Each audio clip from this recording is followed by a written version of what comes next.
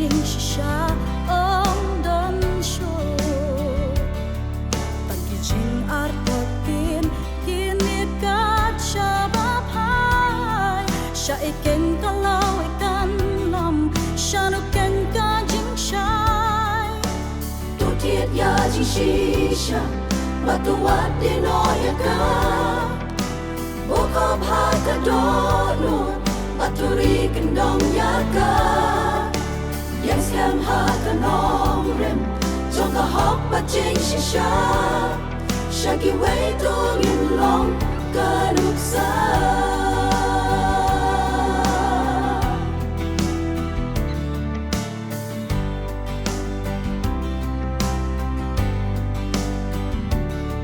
Kajung shep tien you play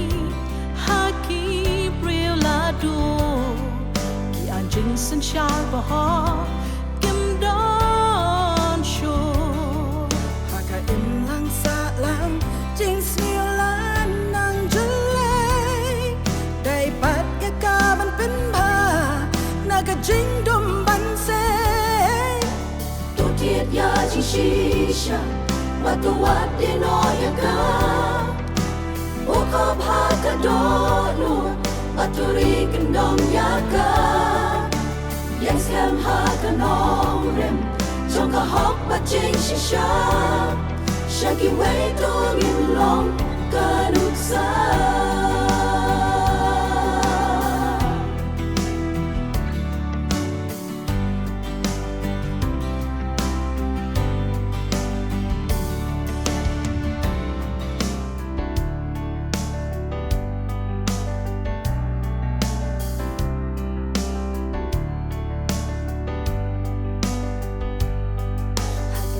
ya yung ti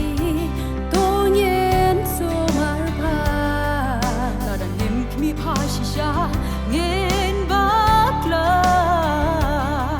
tungin yai long adkar ha jing em ba ro pa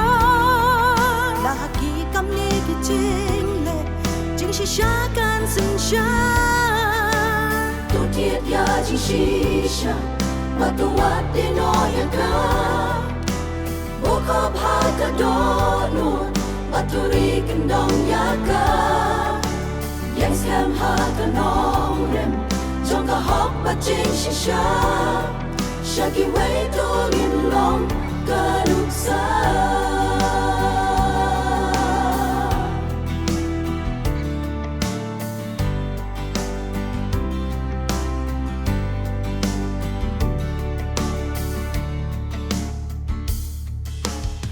tiep ya jing shisha batu wat di noyaka boko bhaka donu baturi kendong yaka yang scam ha kanong rem jonga hok baching shisha shaki